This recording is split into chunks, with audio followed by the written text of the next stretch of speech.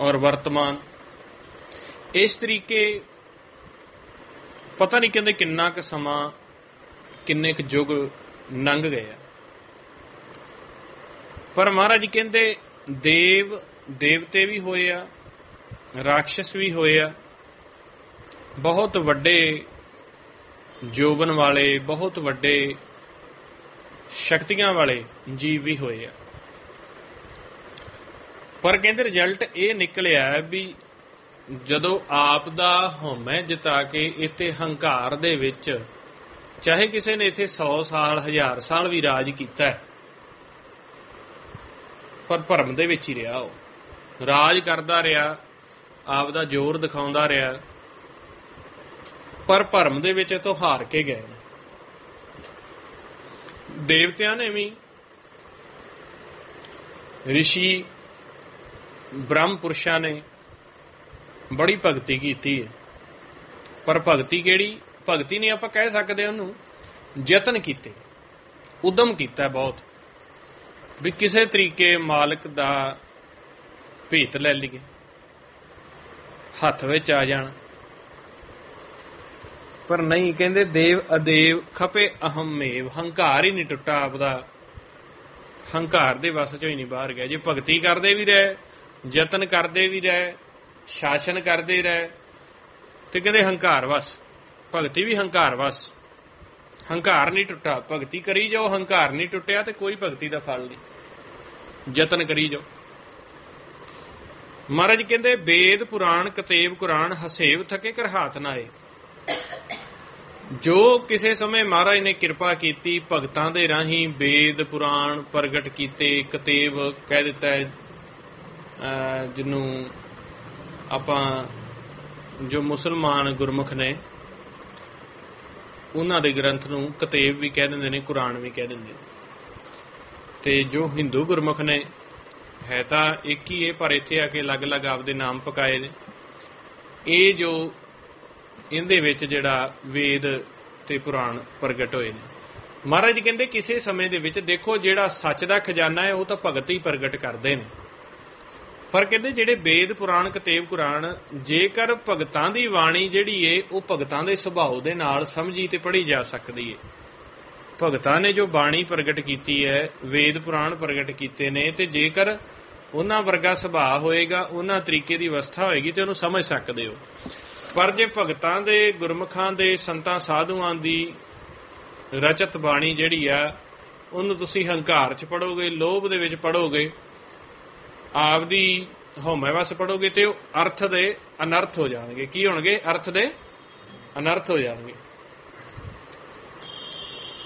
ते महाराज कहते वेद पुराण कतेब कुराणां नूं ही खोजदे रहे, पर चौथे पद दे विवेक बुद्धि दे आधार ते नहीं, आपदी मत अनुसार खोजदे रहे, इस करके कुछ भी नहीं विचों लभ्या। जिवें हुण धन धन श्री गुरु ग्रंथ साहिब महाराज सच्चे पातशाह दी बाणी आ, सारा संसार ही खोजदा पिया, पर विरले विचों रतन लभ लैंदे ने। बहुते जिहड़े आप दी मत छड्डदे नहीं, आप दे विचारां मुताबक ही गुरबाणी नूं खोजदे ने, जां होर भी बहुत सारे भगतां दे जो समय समय ते संत सच विच समाए ने ग्रंथ अज भी मिल जांदे ने। बाणी दे जो उन्हां ने जिन्नी को उन्हां दी अवस्था सी, जो जिੱਥੋਂ तक समाया, ते गुरु ग्रंथ साहिब जी दी बाणी तो अलावा भी होर बहुत सारे जिहड़े ग्रंथ ने, किताबां ने, जिन्हां दे विच गुरबाण उन्हां ने आपदा प्रैक्टिकल लिखिया होए। पर जे तुसीं उहनूं आपदी मत मुताबक विचारोगे तां गुरबाणी विचों किसी भी भगत दे प्रैक्टिकल विचों तुसीं खोज ही नहीं सकदे।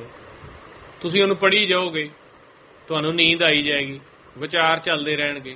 जे कोई समझ आवेगा तो दुनियावी तौर ते ही समझ आवेगा। तां महाराज कहंदे ने फिर अखीर विच कहंदे ने पूर्ण प्रेम प्रभाव बिना पत स्यों किन श्री पदमा पद पाए। कहंदे पूरा प्रेम जिहड़ा है, जिन्नी देर तक मन दे विच पूर्ण प्रेम नहीं बनदा, हुण पूर्ण प्रेम आपां इन्नी गल तां कहता भी जिन प्रेम कीओ तिन ही प्रभ पायो, पर इहदा कदे विश्लेषण कीता है जां इहनूं खोजिया भी पूर्ण प्रेम जिंदे नाल साडा पूरा प्यार हुंदा है किसी भी आकार दे नाल। जदों साडा पूरा प्यार हुंदा है उहदी की निशानी हुंदी है जी? जिवें मान लो तो तुहाडा मेरे नाल पूरा प्यार आ, पूरा ਤੇ ਪੂਰਨ ਪ੍ਰੇਮ ਦੇ ਵਿੱਚ ਕੀ ਹੁੰਦਾ ਹੈ? ਜਿਸ ਵਿਅਕਤੀ ਦੇ ਨਾਲ ਜਾਂ ਜਿਸ ਆਕਾਰ ਦੇ ਨਾਲ ਸਾਡਾ ਪੂਰਨ ਪ੍ਰੇਮ ਹੁੰਦਾ ਹੈ, ਸਭ ਤੋਂ ਪਹਿਲਾਂ ਸਾਨੂੰ ਉਹਦੇ ਤੇ ਭਰੋਸਾ ਹੁੰਦਾ ਵੀ ਜੋ ਉਹ ਕਹਿੰਦਾ ਉਹ ਠੀਕ ਹੈ। ਫਿਰ ਸਾਡਾ ਸਮਰਪਣ ਵੀ ਹੁੰਦਾ ਉਹਨੂੰ, ਬਈ ਜੋ ਜਿਵੇਂ ਕੋਈ ਕੰਮ ਕਹੇਗਾ ਜਾਂ ਕੋਈ ਗੱਲ ਕਹੇਗਾ ਤੇ ਠੀਕ ਹੈ, ਜਿਵੇਂ ਕਹੇਗਾ ਮੈਂ ਮੰਨ ਲਾਂਗਾ। ਭਰੋਸਾ ਹੈ, ਸਮਰਪਣ ਹੈ। ਤੇ ਜੇ ਉਹ ਕਿਤੇ ਤੁਹਾਨੂੰ ਮਾੜੀ ਖਵਾ ਦੇਵੇ, ਚੰਗੀ ਖਵਾ ਦੇਵੇ, ਤੇ ਤੁਸੀਂ ਤਾਂ ਵੀ ਨਹੀਂ ਉਹਦਾ ਮਹਿਸੂਸ ਕਰਦੇ। ਕਿਉਂ? ਪੂਰਾ ਪਿਆਰ ਆ ਤੇ ਫਰਕ ਨਹੀਂ ਹੈਗਾ। ਤੇ ਤੀਜੀ ਗੱਲ, ਜਿੱਥੇ ਪਿਆਰ ਹੁੰਦਾ ਆਪਾਂ ਇੱਕ ਦੂਜੇ ਬਿਨਾਂ ਰਹਿ ਨਹੀਂ ਸਕਦੇ। ਐਵੇਂ ਹੁੰਦਾ ਨਾ ਵੀ ਨਾ ਤਾਂ ਅਸੀਂ ਰਹਿ ਸਕਨੇ ਇੱਕ ਦੂਜੇ ਬਿਨਾਂ, ਭਰੋਸਾ ਹੈ ਜਿਵੇਂ ਕੋਈ ਦੇਗਾ। ਤੇ ਤੀਜੀ ਗੱਲ ਇਹ ਹੈ ਵੀ ਜਿੱਥੇ ਪੂਰਾ ਪਿਆਰ ਹੈ ਉੱਥੇ ਗੱਲ ਜਿਹੜੀ ਆ ਵੀ ਕਦੇ ਵੀ ਕੋਈ ਪੈਸੇ ਕਰਕੇ ਜਾਂ ਲੈਣ ਦੇਣ ਕਰਕੇ ਜਾਂ ਕੋਈ ਦੁਨਿਆਵੀ ਕੋਈ ਗੱਲਾਂ ਕਰਕੇ ਉੱਥੇ ਫਰਕ ਨਹੀਂ ਆਉਂਦਾ। ਜਿਹੜਾ ਪੂਰਾ ਪਿਆਰ ਹੀ ਹੈ ਵੀ ਹੇਰ ਫੇਰ ਕਿਤੇ ਪੈਸੇ ਦਾ ਹੋ ਵੀ ਜਾਂਦਾ ਹੈ, ਦੁਨਿਆਵੀ ਗੱਲਾਂ ਬਾਤਾਂ ਦਾ ਕੋਈ ਗੱਲਬਾਤ ਹੋ ਵੀ ਜਾਂਦੀ ਹੈ, ਉਹ ਆਪਾਂ ਅੱਡ ਕੱਢ ਦਿੰਦੇ ਹਾਂ ਵੀ ਨਹੀਂ ਬਾਈ ਉਹ ਪਿਆਰਾ ਸਾਡਾ। ਐਵੇਂ ਹੀ ਹੈ ਨਾ। ਇਹੀ ਰਿਸ਼ਤਾ ਅਕਾਲ ਪੁਰਖ ਨਾਲ ਬਣਾਉਣਾ, ਜਿਨ੍ਹਾਂ ਦਾ ਚੱਕਰ ਚ ਬਰਨਜਾਤ ਨਹੀਂ ਸਾਡੇ ਵਿੱਚ ਸਮਾਏ ਨੇ ਨਾ। ਉਹ ਰਿਸ਼ਤਾ ਬਣੇਗਾ ਕਦੋਂ? ਪਹਿਲੋਂ ਤਾਂ ਵਿਰਾਗ ਦੇ ਵਿੱਚ ਵਿਛੋੜੇ ਨੂੰ ਮਹਿਸੂਸ ਕਰਕੇ ਆਪਾਂ ਸਿਮਰਨ ਕਰਨਾ ਹੁੰਦਾ। ਦੇਖੋ ਵੀ ਸਾਡੇ ਮਨ ਦੇ ਉੱਤੇ ਜਿਹੜੀ ਮੈਲ ਆ ਉਹ ਉਤਰ ਜਾਏ, ਵਿਛੋੜਾ ਮਨ ਨੂੰ ਮਹਿਸੂਸ ਹੋਵੇ, ਨਿਰਮਲ ਕਰਨਾ। ਉਸ ਤੋਂ ਬਾਅਦ ਜੁਗਤ ਦੁਆਰਾ ਸੱਚ ਦੇ ਦਰਸ਼ਨ ਕਰਨੇ ਨੇ। ਤੇ ਜਦੋਂ ਅਸੀਂ ਸੱਚ ਨੂੰ ਦੇਖਣਾ ਸ਼ੁਰੂ ਕਰਾਂਗੇ, ਅਕਾਲ ਪੁਰਖ ਦੇ ਸਰੂਪ ਨੂੰ ਦੇਖਣਾ ਸ਼ੁਰੂ ਕਰਾਂਗੇ, ਜਦੋਂ ਅਸੀਂ ਦੇਖਦੇ ਹਾਂ ਉਦੋਂ ਗੱਲਾਂ ਨਹੀਂ ਕਰਦੇ, ਵਸੇ ਨਹੀਂ ਹੁੰਦੇ ਮਨ 'ਚ, ਸਿਰਫ ਦਰਸ਼ਨ ਹੁੰਦੇ ਨੇ ਉਹਨਾਂ ਦੇ। ਕਿਉਂ? ਕਿਉਂਕਿ ਜੇ ਦਰਸ਼ਨ ਨਾ ਹੋਣਗੇ ਤੇ ਸੇਵਾ ਕਿਵੇਂ ਹੋ ਸਕਦੀ ਹੈ? ਦੱਸੋ ਜੀ, ਹੋ ਸਕਦੀ ਹੈ? ਜੇ ਤੁਸੀਂ ਕਿਸੇ ਚੀਜ਼ ਦੇ ਦਰਸ਼ਨ ਹੀ ਨਹੀਂ ਕੀਤੇ, ਮੰਨ ਲਓ ਤੁਸੀਂ ਮੇਰੀ ਪੂਜਾ ਕਰਨੀ ਹੈ ਤਾਂ ਮੇਰੇ ਆਕਾਰ ਦਾ ਤੁਹਾਨੂੰ ਪਤਾ ਹੋਣਾ ਚਾਹੀਦਾ, ਮੇਰੇ ਕੋਲ ਆਓਗੇ ਫਿਰ ਮੇਰੀ ਪੂਜਾ ਕਰੋਗੇ ਨਾ। ਹਾਲਾਂਕਿ ਆਕਾਰ ਦੀ ਪੂਜਾ ਨਹੀਂ ਕਰਨੀ, ਮੈਂ ਇੱਕ ਉਦਾਹਰਨ ਦੇ ਰਿਹਾ।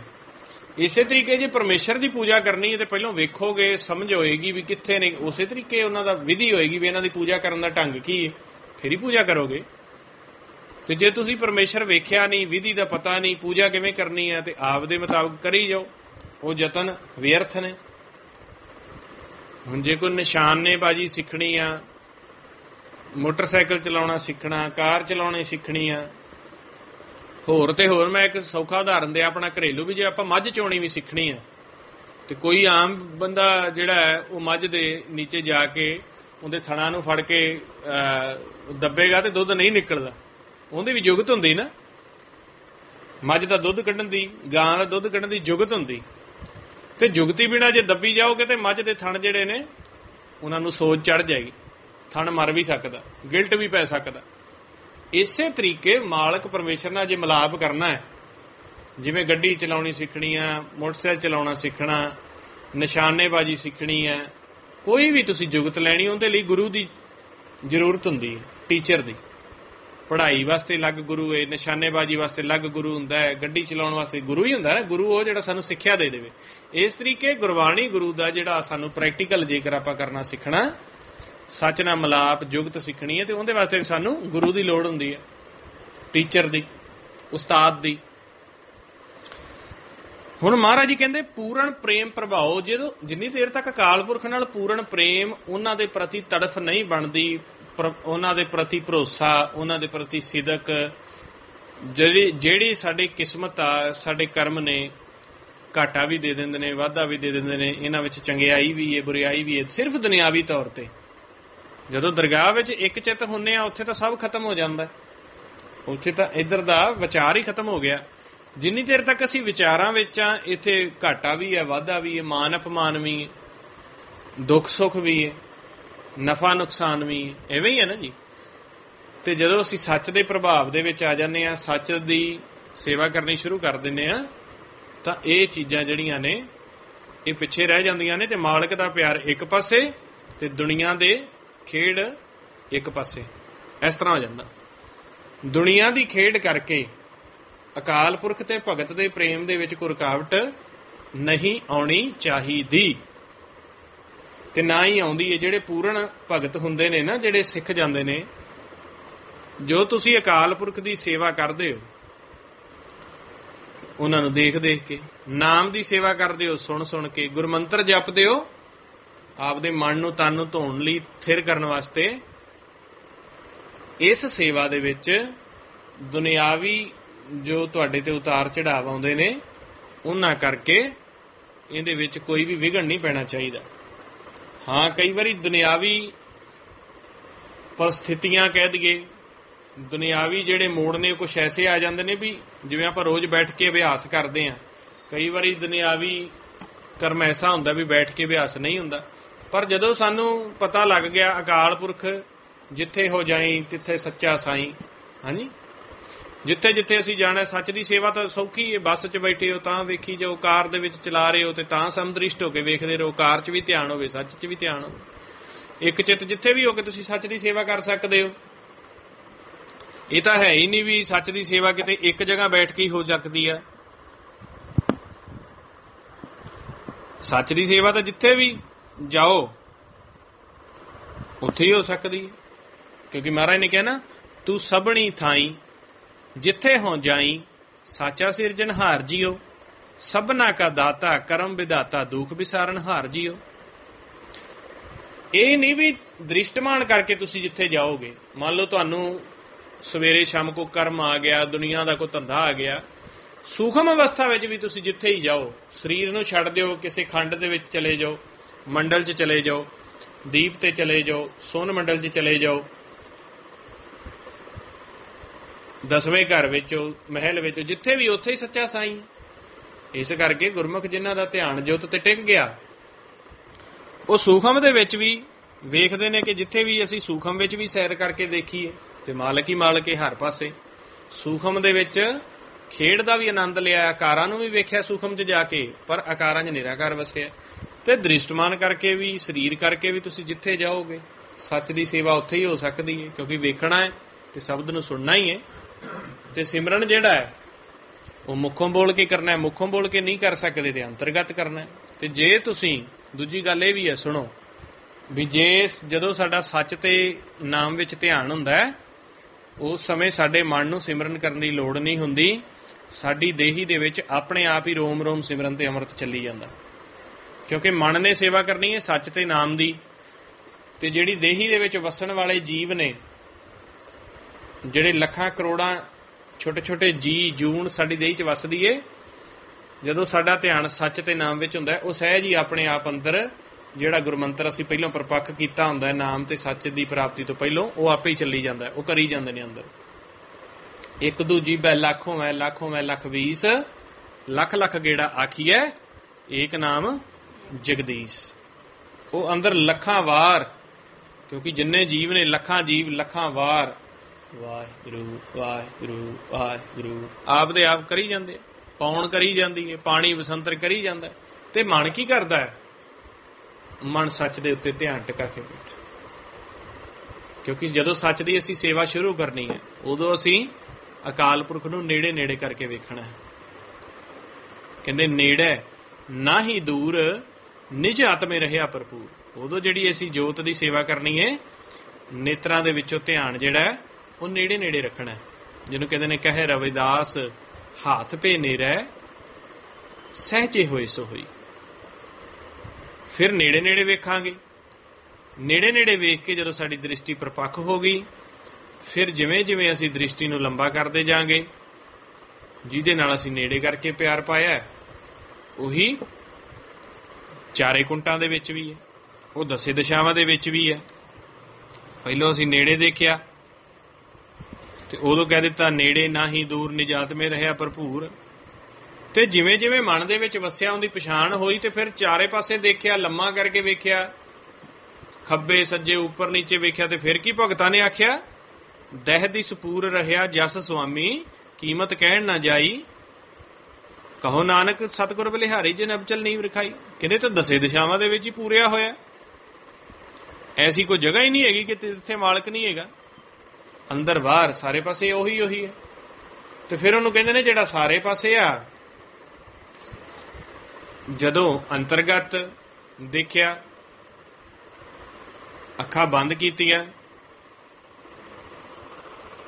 ਉਦੋਂ ਵੀ ਮਾਲਕ ਉੱਥੇ ਹੀ।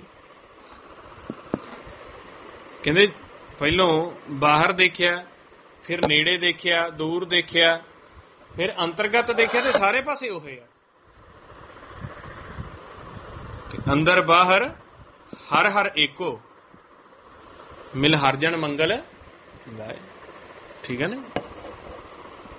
ਤੇ ਉੱਥੇ ਮਹਾਰਾਜ ਸੱਚੇ ਪਾਤਸ਼ਾਹ ਨੇ ਕਹਿ ਦਿੱਤਾ, ਬਲਿਆ ਗੁਰ ਗਿਆਨ ਅੰਧੇਰਾ ਬਿਨਸਿਆ, ਹਰ ਰਤਨ ਪਦਾਰਥ ਲਾਦਾ, ਹਉਮੈ ਰੋਗ ਗਿਆ ਦੁਖ ਲਾਤਾ, ਆਪ ਆਪੇ ਗੁਰਮਤਿ ਖਾਦਾ। ਕਹਿੰਦੇ ਨਾਮ ਦਾ ਸੱਚ ਦਾ ਐਸਾ ਪ੍ਰਕਾਸ਼, ਗਿਆਨ ਦਾ ਪ੍ਰਕਾਸ਼ ਹੋਇਆ ਕਿ ਜਿਹੜਾ ਆਪਾ ਸੀ ਨਾ ਸਾਡਾ, ਉਹ ਗੁਰਮਤਿ ਦੁਆਰਾ ਅਸੀਂ ਆਪ ਦੇ ਆਪੇ ਨੂੰ ਖਾ ਕੇ ਖਤਮ ਕਰ ਦਿੱਤਾ ਹੈ। ਸਿਮਰਤ ਨਾਮ ਦੋਖ ਸਭ ਲਾਥੇ, ਅੰਤਰ ਬਾਹਰ ਹਰ ਪ੍ਰਭ ਸਾਥੇ, ਭੈ ਭਉ ਭਰਮ ਖੋਇਆ, ਗੁਰ ਪੂਰੇ ਦੇਖਾ ਸਭਣੀ ਜਾਈ ਜੀਓ।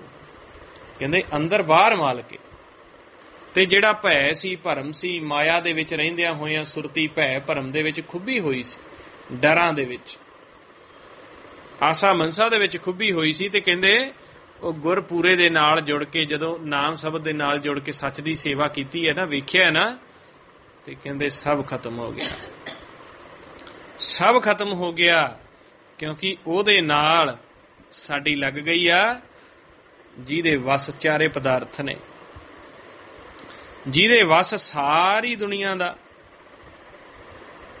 ਖੇਲ ਹੈ। ਤੇ ਕਹਿੰਦੇ ਕਿਵੇਂ?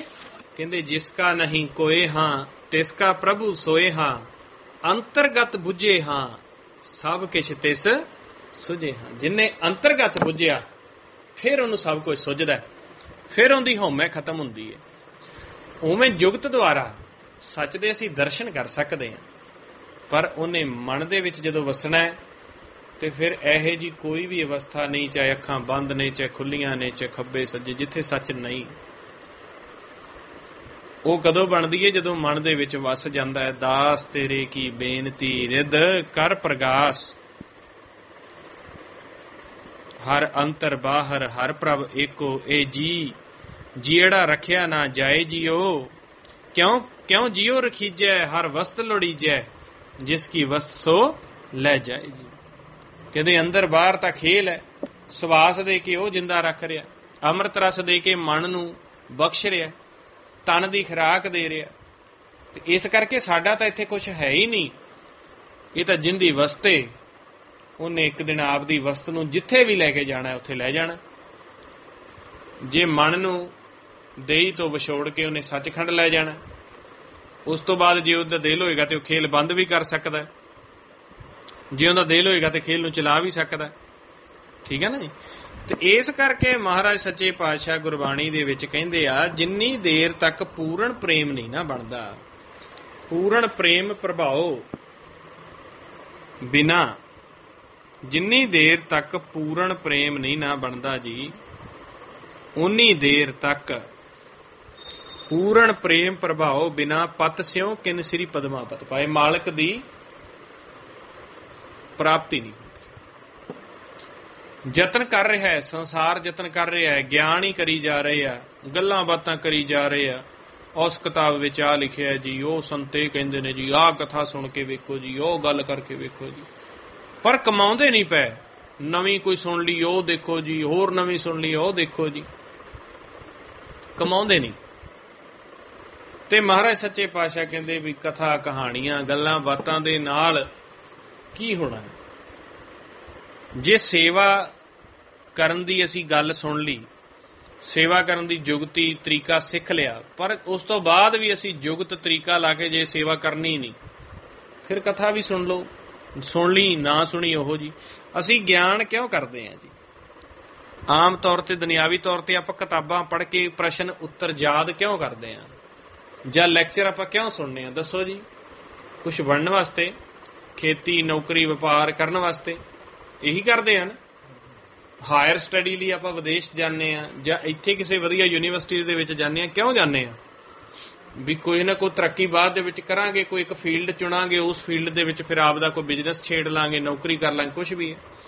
ਤੇ ਜੇ ਤੁਸੀਂ ਹਾਇਰ ਸਟੱਡੀ ਵੀ ਕਰੋ, ਇੱਥੋਂ ਚੰਡੀਗੜ੍ਹ ਨਹੀਂ ਤਾਂ ਕੋਟਾ ਨਹੀਂ ਤਾਂ ਬੰਬੇ ਨਹੀਂ ਤਾਂ ਦੇਹਰਾਦੂਨ, ਕਿਤੇ ਵੀ ਤੁਸੀਂ ਚਲੇ ਜਾਓ, 20 25 30 50 ਲੱਖ ਰੁਪਇਆ ਲਾ ਕੇ, ਕਰੋੜ ਰੁਪਇਆ ਲਾ ਕੇ ਗੱਲਾਂ ਬਾਤਾਂ ਸੁਣ ਕੇ ਨੰਬਰ ਲੈ ਲਓ ਤੇ ਆ ਕੇ ਘਰ ਬਹਿ ਜਾਓ ਵਿਹਲੇ, ਤੇ ਤੁਹਾਨੂੰ ਲੋਕ ਕੀ ਕਹਿਣਗੇ ਵੀ ਜੇ ਵਿਹਲਾ ਹੀ ਰਹਿਣਾ ਸੀ, ਕਰਨਾ ਹੀ ਕੁਛ ਨਹੀਂ, ਕਮਾਉਣਾ ਹੀ ਕੁਛ ਨਹੀਂ, ਤੇ ਪੈਸੇ ਜ਼ਰੂਰੀ ਲਾਉਣੇ। ਤੇ ਇਹੀ ਬ੍ਰਹਮ ਦਾ ਗਿਆਨ ਆ ਵੀ ਜਦੋਂ ਅਸੀਂ ਕਮਾਉਣਾ ਹੀ ਨਹੀਂਗਾ ਕੁਛ, ਜੋ ਸੁਣਿਆ ਉਹਦੇ ਵਿੱਚੋਂ ਪ੍ਰੈਕਟੀਕਲ ਕਰਨਾ ਹੀ ਨਹੀਂਗਾ, ਫਿਰ ਅਸੀਂ ਉਦਮ ਕਿਉਂ ਕਰਦੇ ਪਏ ਹਾਂ? ਉਦਮ ਵੀ ਕਰੀ ਜਾ ਰਹੇ ਹਾਂ, ਕਮਾ ਵੀ ਕੁਛ ਨਹੀਂ ਰਹੇ, ਨਾ ਸਾਨੂੰ ਆਪਦੀ ਅਵਸਥਾ ਦਾ ਪਤਾ ਹੈ ਵੀ ਸਾਡੀ ਅਵਸਥਾ ਕਿੱਥੇ ਕੁ ਪਹੁੰਚੀ, ਵਿਚਾਰ ਰੁਕੇ ਨੇ ਕਿ ਨਹੀਂ ਰੁਕੇ, ਮਨ ਸਹਿਜ ਵਿੱਚ ਕਿੱਥੇ ਕੁ ਪਹੁੰਚਿਆ, ਸ਼ਬਦ ਸੁਣਿਆ ਕਿ ਨਹੀਂ ਸੁਣਦਾ, ਅੰਮ੍ਰਿਤ ਰਸ ਆਉਣ ਲੱਗਿਆ ਜਾਂ ਨਹੀਂ ਆਉਂਦਾ। ਜੇ ਆਉਣ ਨਹੀਂ ਲੱਗਾ ਤੇ ਉਹਦਾ ਕਾਰਨ ਕੀ ਹੈ? ਪੁੱਛੀਏ ਤਾਂ ਸਹੀ, ਵਿਚਾਰੀਏ ਤਾਂ ਸਹੀ। ਸ਼ਬਦ ਨਹੀਂ ਸੁਣਦਾ ਤੇ ਉਹਦਾ ਕਾਰਨ ਕੀ ਹੈ? ਤੇ ਜੇ ਸ਼ਬਦ ਸੁਣਦਾ, ਸੁਣਨ ਦਾ ਤਰੀਕਾ ਨਹੀਂ ਹੈਗਾ, ਅੰਮ੍ਰਿਤ ਰਸ ਆਉਂਦਾ ਹੈ, ਘੱਟ ਆਉਂਦਾ ਹੈ, ਵੱਧ ਆਉਂਦਾ ਹੈ, ਜਾਂ ਸੱਚ ਤੱਕ ਕਿਵੇਂ ਪਹੁੰਚਣਾ, ਇਹ ਸਾਰੇ ਕਾਰਨ ਤੁਸੀਂ ਜੇਕਰ ਬ੍ਰਹਮ ਦੀ ਸਟੱਡੀ ਕਰ ਰਹੇ ਹੋ ਤੇ ਪਹਿਲਾਂ ਜੇ ਕਦੇ ਟੀਚਰ ਨੂੰ ਤੁਸੀਂ ਫੋਲੋ ਕਰ ਰਹੇ ਹੋ ਤੇ ਫਿਰ ਅਸੀਂ ਸਾਰਾ ਪੂਰਾ ਸਿਲੇਬਸ ਕਵਰ ਕਰਨਾ। ਇਹ ਕੀ ਹੋਇਆ ਵੀ ਟਾਈਮ ਪਾਸ ਕਰਨਾ? ਵੀ ਜਿਵੇਂ ਸਾਡੇ ਇੱਥੇ ਇੱਕ ਗੁਰਮੁਖ ਹੈਗਾ ਸੀ, ਬੀਬਾ ਜੀ ਸੀ, ਉਹਨਾਂ ਨੇ ਪਹਿਲਾਂ BA ਕਰ ਲਈ। BA ਕਰਨ ਤੋਂ ਬਾਅਦ ਉਹਨਾਂ ਪਟਿਆਲੇ ਜਾ ਕੇ ਐਡਮਿਸ਼ਨ ਲੈ ਲਿਆ। ਆ ਕੰਪਿਊਟਰ ਦਾ ਕੋਈ ਕੋਰਸ ਹੁੰਦਾ, BA ਦੇ ਵਿੱਚ ਆਰਟਸ ਦਾ ਫੀਲਡ ਰੱਖਿਆ, ਕੰਪਿਊਟਰ ਦਾ ਕੁਛ ਕੋਰਸ 3 ਮਹੀਨੇ ਉੱਥੇ ਲਾਏ ਤੇ ਆਂਦੇ ਨਹੀਂ ਮੈਂ ਤਾਂ ਆਈਲੈਟ ਕਰਨਾ। ਉਹ ਆਈਲੈਟ ਕਰਨ ਲੱਗ ਪਏ। ਆਈਲੈਟ ਦੇ ਵਿੱਚੋਂ ਕੋਈ ਨੰਬਰ ਨਹੀਂ ਆਏ ਤੇ ਫਿਰ ਆਂਦੇ ਵੀ ਚਲੋ ਉਹਨਾਂ ਸਿਲਾਈ ਕਢਾਈ ਦਾ ਸਿੱਖ ਲੈਂਦੇ। ਸਿਲਾਈ ਕਢਾਈ ਸਿੱਖਣ ਲੱਗ ਪਏ। 2-3 ਮਹੀਨੇ ਉੱਥੇ ਪ੍ਰੈਕਟਿਸ ਕੀਤੀ, ਉਹ ਬਰੀਕੀ ਦਾ ਕੰਮ ਸੀ ਤੇ ਨਹੀਂ ਆਇਆ। ਉਹਦੇ ਤੋਂ ਬਾਅਦ ਨਹੀਂ ਮੈਂ ਤਾਂ MA ਪੰਜਾਬੀ ਕਰਨੀ। MA ਪੰਜਾਬੀ 'ਚ ਲੱਗ ਪਏ। MA ਪੰਜਾਬੀ ਦੇ ਵਿੱਚ ਪ੍ਰਾਈਵੇਟ ਤੋਂ ਕੀਤੀ, ਚਲੋ ਪਾਸ ਹੋ ਗਏ। ਹੁਣ ਅੱਜ ਕੱਲ੍ਹ ਉਹ ਟੈਸਟ ਕੱਢਣੇ ਪੈਂਦੇ ਨੇ, ਜਾਂ ਟੈਟ ਕੱਢੋ, PTET ਕੱਢੋ, ਨੈਟ ਕੱਢੋ, ਜੋ ਵੀ ਕੱਢੋ। ਫਿਰ ਉਹ ਕੰਮ ਔਖਾ ਸੀ। ਫਿਰ ਆਂਦੇ ਨਹੀਂ ਹੁਣ ਨਾ ਗੁਰਬਾਣੀ ਦੀ ਸੰਥਿਆ ਲੈਣੀ, ਮੈਂ ਤਾਂ ਪਾਠ ਕਰਿਆ ਕਰਾਂ। ਗੁਰਬਾਣੀ ਦੀ ਸੰਥਿਆ ਲੈਣ ਲੱਗ ਪਏ, ਕੀਰਤਨ ਸਿੱਖਣ ਲੱਗ ਪਏ। ਕਰਦੇ ਕਰਾਉਂਦੇ ਘਰਦਿਆਂ ਦੇ ਤੂੰ ਕਰਨਾ ਤਾਂ ਕੁਛ ਹੈ ਨਹੀਂ, ਉਹਨਾਂ ਵਿਆਹ ਕਰਤਾ ਤੇ ਹੁਣ ਫਿਰ ਆਂਦੇ ਉਦਣ ਮਿਲੇ ਸੀ, ਆਂਦੇ ਵੀ ਭਾਜੀ ਕੋ ਬਣੀ ਨਹੀਂ ਗੱਲ, ਮੈਂ ਤਾਂ ਬਸ ਬੱਚਿਆਂ ਜੋਗੀ ਰਹਿ ਗਈ ਹਾਂ, ਘਰ ਦਾ ਜਿਹੜਾ ਕਰ ਲਿਆ ਤੇ ਉਹ ਕਰ ਲਿਆ। ਤੇ ਵੀ ਜਦੋਂ ਮੈਂ ਕਿਹਾ ਤੁਹਾਨੂੰ ਪਤਾ ਹੀ ਨਹੀਂ ਵੀ ਨਿਸ਼ਾਨਾ ਲਾਉਣਾ ਕਿੱਥੇ, ਜਾਣਾ ਕਿੱਧਰ ਨੂੰ ਹੈ, ਜਿਵੇਂ ਕਿਸੇ ਨੇ ਆ ਕੇ ਤਾਂ ਤੇ ਫਿਰ ਬਾਲ ਬੱਚਿਆਂ ਜੋਗੇ ਹੀ ਰਹਿਣਾ, ਨਾ ਕੋਈ ਸਿੱਖਿਆ, ਜਿਵੇਂ ਕੋਈ ਕਿਸੇ ਨੇ ਕਹਿਤਾ ਵੀ ਆਹ ਕਰ ਲੋ, ਕਰ ਲਿਆ, ਆਪ ਦਾ ਨਿਸ਼ਾਨਾ ਹੀ ਨਹੀਂ ਪਤਾ ਸਾਨੂੰ। ਇਸੇ ਤਰੀਕੇ ਗੁਰਮੁਖ ਹੁੰਦੇ ਅਧਿਆਤਮ ਦੇ ਮਾਰਗ 'ਚ। ਕਈ ਗੁਰਮੁਖ ਤਾਂ ਬਹੁਤ ਜਗਿਆਸੂ ਆ, ਸਾਰੇ ਨਹੀਂ। ਉਹਨਾਂ ਵਿਚਾਰਿਆਂ ਨੂੰ ਕੋਈ ਕਹਿੰਦਾ ਇੱਥੇ ਕਥਾ ਹੁੰਦੀ ਉੱਧਰ ਚਲੇ ਜਾਂਦੇ ਨੇ, ਉਹਨਾਂ ਦਾ ਇੱਥੇ ਵੀ ਕਥਾ ਹੁੰਦੀ, ਉੱਥੇ ਇਤਿਹਾਸ ਵਾਲੀ ਉੱਧਰ ਚਲੇ ਗਏ। ਸਵੇਰੇ ਗੁਰਦੁਆਰਾ ਦੂਖਨਿਵਾਰਨ ਸਾਹਿਬ, ਸ਼ਾਮ ਨੂੰ ਬਹਾਦਰਗੜ੍ਹ ਸਾਹਿਬ, ਤੇ ਦੁਪਹਿਰ ਨੂੰ ਕਿਸੇ ਗੁਰਮੁਖ ਆ ਗਿਆ ਉੱਥੇ ਚਲੇ ਗਏ। ਉੱਥੇ ਸਤਨਾਮ ਵਾਹਿਗੁਰੂ ਦਾ ਜਪ ਹੁੰਦਾ ਉੱਥੇ ਕਰ ਲਿਆ, ਇੱਧਰ ਜਾ ਕੇ ਵਾਹਿਗੁਰੂ ਦਾ ਜਪ ਹੁੰਦਾ ਉੱਥੇ ਕਰ ਲਿਆ। ਉੱਥੇ ਕਹਿੰਦੇ ਸੁਖਮਣੀ ਸਾਹਿਬ ਪੜ੍ਹੋ, ਉਹ ਵੀ ਪੜ੍ਹ ਲਈ। ਸਾਰਾ ਪਤਾ ਹੀ ਨਹੀਂ ਵੀ ਕਰਨਾ ਕੀ ਹੈ, ਨਿਸ਼ਾਨਾ ਕੀ ਆ। ਰਲ ਮਿਲ ਕੇ ਸਾਰਾ ਜਿਹੜਾ ਨਾ ਪਤਾ ਵੀ ਹੰਕਾਰ ਕਿਵੇਂ ਵਸ ਕਰਨਾ ਹੈ, ਨਾ ਪਤਾ ਵੀ ਕੀ ਖੇਲ ਆ, ਕਿਹੜੀ ਸਹਿਜ ਆ, ਕਿਹੜੀ ਸੁੰਨ ਸਮਾਧ ਆ। ਇਸ ਤਰੀਕੇ ਜ਼ਿੰਦਗੀ ਟਪਾਈ ਜਾ ਰਹੇ ਜ਼ਿੰਦਗੀ। ਧਰਮ ਦੇ ਲਈ ਬੜਾ ਸੋਹਣਾ ਸਮਾਂ ਮਿਲਿਆ, ਧਰਮ ਕਰਕੇ ਵੀ ਸਭ ਕੁਝ ਖਤਮ ਕਰ ਰਹੇ। ਚਲੋ ਕਹਿੰਦੇ ਕੁਛ ਤਾਂ ਜੁੜਦਾ ਹੀ ਹੋਣਾ ਜੀ, ਕੁਛ ਤਾਂ ਜੁੜਦਾ ਹੀ ਹੋਣਾ। ਮੈਂ ਕਿਹਾ ਜੁੜੇ ਤੇ ਸੁਭਾਅ 'ਚ ਤਾਂ ਫਰਕ ਪਵੇ, ਕੋਈ ਅਵਸਥਾ ਤਾਂ ਬਣੇ। ਜਦੋਂ ਸੁਭਾਅ ਵਿੱਚ ਫਰਕ ਨਹੀਂ ਪੈਂਦਾ ਪਿਆ, ਕੋਈ ਅਵਸਥਾ ਬਣਦੀ ਨਹੀਂ ਪਈ, ਤੇ ਉਹ ਕਿਹੜੇ ਖਾਨੇ 'ਚ ਜੁੜਦਾ ਪਿਆ ਮੈਨੂੰ ਇਹ ਦੱਸੋ। ਮਿਹਨਤ ਕਰਨੇ ਆ। ਜੇ ਹੁਣ ਬੰਦਾ ਪਹਿਲੀ ਪੜ੍ਹ ਗਿਆ, ਉਹਦਾ ਜੁੜਿਆ ਕੀ ਤੁਸੀਂ ਸਮਝੋਗੇ? ਉਹਨੂੰ ABC ਆਉਣ ਲੱਗ ਪਈ, ਹਾਂ ਬਈ ਪੜ੍ਹ ਗਿਆ ਪਹਿਲੀ, ਤੇ ANR ਆਉਣ ਲੱਗ ਗਿਆ, ਜਾਂ ਊੜਾ ਏੜਾ ਆਉਣ ਲੱਗ ਗਿਆ, ਤੇ ਆਪਾਂ ਸਮਝਾਂਗੇ ਵੀ ਇਹ ਦੂਜੀ ਤੀਜੀ ਕਰ ਗਿਆ। ਤੇ ਜੇ ਉਹ ਊੜਾ ਏੜਾ ਉਹਨੂੰ ਆਉਂਦਾ ਨਹੀਂ, ABC ਉਹਨੂੰ ਆਉਂਦੀ ਨਹੀਂ, 2+2 ਉਹਨੂੰ 4 ਪਤਾ ਨਹੀਂ, ਤੇ ਤੂੰ ਕਿਹੜੀ ਪੜ੍ਹਾਈ ਕੀਤੀ ਆ? ਉਹ ਹੁਣ ਆਖੇ ਯਾਰ ਕੁਛ ਤਾਂ ਮੇਰਾ ਜੁੜਿਆ ਹੀ ਹੋਣਾ। ਉਹ ਜੁੜਿਆ ਤੇ ਕੋਈ ਦੱਸਤਾ ਸੀ। 10ਵੀਂ ਕਰ ਗਿਆ ਤੇ ਅਜੇ ਤੈਨੂੰ 5 ਦਾ ਪਹਾੜਾ ਨਹੀਂ ਆਉਂਦਾ। ਇਸ ਤਰੀਕੇ ਕਿਉਂ ਆਪਦੇ ਆਪ ਨੂੰ ਇੱਕ ਭਰਮ ਦੇ ਵਿੱਚ ਰੱਖਦੇ ਹੋ? ਜੇ ਜੁੜਿਆ ਹੈ ਤੇ ਕੋਈ ਦੱਸੋ ਤਾਂ ਸਹੀ ਨਾ, ਕਿੱਥੇ ਕੁ ਜੁੜਿਆ ਦੱਸੋ। ਆਮ ਤੌਰ ਤੇ ਕਈ ਗੁਰਮੁਖ ਕਹਿੰਦੇ ਤੁਸੀਂ ਤਿੱਖਾ ਜਿਹਾ ਬੋਲਦੇ। ਤਿੱਖਾ ਨਹੀਂ, ਬੋਲਣ ਦਾ ਹਿਸਾਬ ਇਸ ਤਰ੍ਹਾਂ ਹੁੰਦਾ, ਗਿਆਨ ਹੀ ਐਸਾ ਵੀ ਜੇ ਜੁੜਿਆ ਤੇ ਕਿੱਥੇ ਜੁੜਿਆ, ਵੀ ਮੇਰੇ 'ਚ ਆਹ ਫਰਕ ਪੈ ਗਿਆ, ਫਿਰ ਤਾਂ ਆਪਾਂ ਮੰਨੀਏ। ਤੇ ਇਸ ਕਰਕੇ ਜੇ ਜਪਜੀ ਸਾਹਿਬ ਦਾ ਪਾਠ ਪੜ੍ਹ ਕੇ ਤੇ ਸਾਨੂੰ ਇਹ ਨਹੀਂ ਪਤਾ ਲੱਗਾ ਵੀ ਸੱਚਖੰਡ ਕਿੱਥੇ ਆ, ਕਿਹੜੇ ਸੱਚਖੰਡ ਅਸੀਂ ਜਾਣਾ, ਤੇ ਕਿਹੜਾ ਜਪਜੀ ਸਾਹਿਬ ਅਸੀਂ ਪੜ੍ਹਦੇ ਹਾਂ, ਪੜ੍ਹੀ ਜਾ ਰਹੇ। ਜੇ ਸਾਨੂੰ ਜਪਜੀ ਸਾਹਿਬ ਪੜ੍ਹ ਕੇ ਇਹ ਹੀ ਨਹੀਂ ਪਤਾ ਲੱਗਾ ਵੀ ਖੰਡ ਕਿਵੇਂ ਬਣੇ ਨੇ, ਖਾਣੀਆਂ ਕਿਵੇਂ ਬਣੀਆਂ ਨੇ, ਅਨਹਦ ਬਾਣੀ ਕਿਵੇਂ ਪ੍ਰਗਟ ਹੋਈ ਹੈ, ਤੇ ਕਿਵੇਂ ਸੁਣਨਾ ਹੈ, ਕੀ ਸੁਣਨਾ ਹੈ, ਤੇ ਫਿਰ ਕਿਹੜਾ ਜਪਜੀ ਸਾਹਿਬ ਪੜ੍ਹੇ? ਜੇ ਆਨੰਦ ਸਾਹਿਬ ਦੀ ਬਾਣੀ ਪੜ੍ਹ ਕੇ 10ਵੇਂ ਦੁਆਰ ਦਾ ਹੀ ਭੇਤ ਨਹੀਂ ਆਇਆ, ਅੰਮ੍ਰਿਤ ਰਸ ਦਾ, ਜੋਤ ਦਾ ਭੇਤ ਨਹੀਂ ਆਇਆ, ਤੇ ਆਨੰਦ ਸਾਹਿਬ ਕੀ ਪੜ੍ਹਿਆ ਤੁਸੀਂ? ਚਲੋ ਪਹਿਲੋਂ ਦੇਵਤੇ ਕੁਛ ਤਾਂ ਕਰਦੇ ਸੀ, ਪਰ ਉਹਨਾਂ ਨੂੰ ਇਸੇ ਤਰੀਕੇ ਵੀ ਹੰਕਾਰ ਦਾ ਜਾਂ ਕਾਮ ਦਾ, ਲੋਭ ਦਾ ਭੇਤ ਨਹੀਂ ਆਇਆ ਤੇ ਉਹ ਭਰਮ ਦੇ ਵਿੱਚ ਰਹਿ ਗਏ। ਤੇ ਅਸੀਂ ਤਾਂ ਉਹਨਾਂ ਜਿੰਨਾ ਵੀ ਨਹੀਂ ਕਰਦੇ, ਨਾ ਕੁਛ ਕਰਕੇ ਵੀ ਆਪਾਂ ਸੋਚੀ ਜਾਂਦੇ ਹਾਂ ਵੀ ਅਸੀਂ ਬਹੁਤ ਵੱਡੇ ਹਾਂ। ਗੁਰਮੁਖ ਪਿਆਰਿਓ, ਇਹ ਗੁਰਬਾਣੀ ਗੁਰੂ ਦਾ ਜੋ ਭਗਤੀ ਦਾ ਵਿਸ਼ਾ ਹੈ, ਇਹਦੇ 'ਚ ਇੱਕ ਟੀਚਾ ਹੈ, ਇਹ ਰਸਤਾ ਹੈ। ਇਹਦੇ ਵਿੱਚ ਅਸੀਂ ਇੰਨਾ ਕਹਿ ਕੇ ਨਹੀਂ ਟਾਲ ਸਕਦੇ ਵੀ ਸਾਰਿਆਂ ਦੇ ਆਪੋ ਆਪ ਦੇ ਹੀ ਰਸਤੇ ਆ, ਚਲੋ ਸਾਰੇ ਠੀਕ ਹੀ ਚੱਲਦੇ ਨੇ। ਠੀਕ ਹੈ, ਉਹ ਇੱਕ ਮਨ ਨੂੰ ਭਰਮ ਹੈ। ਜਿਵੇਂ ਸਰਕਾਰ ਨੇ ਕੀਤਾ ਨਾ ਵੀ 8ਵੀਂ ਤੱਕ ਕਿਸੇ ਨੂੰ ਫੇਲ ਨਾ ਕਰੋ, ਸਾਰੇ ਪਾਸ ਨੇ। ਇਹ ਤਰੀਕੇ ਉਹ ਜਦੋਂ ਫਿਰ ਜਿੰਨਾ ਕੁ ਕਿਸੇ ਦਾ ਟੈਲੈਂਟ ਹੋਊਗਾ ਆਪੇ ਉਹੋ ਜਿਹਾ ਕੰਮ ਲੱਗ ਜਾਊਗਾ। ਇਸ ਤਰੀਕੇ ਦਰਗਾਹ ਵਿੱਚ ਪਾਸ ਤਾਂ ਸਾਰੇ ਹੋ ਜਾਂਦੇ ਨੇ, ਪਰ ਸੱਚਖੰਡ ਲਈ ਪਾਸ ਨਹੀਂ। ਟੈਲੈਂਟ ਵੇਖਿਆ ਜਾਂਦਾ ਵੀ ਕੀ ਕਮਾਇਆ ਤੁਸੀਂ।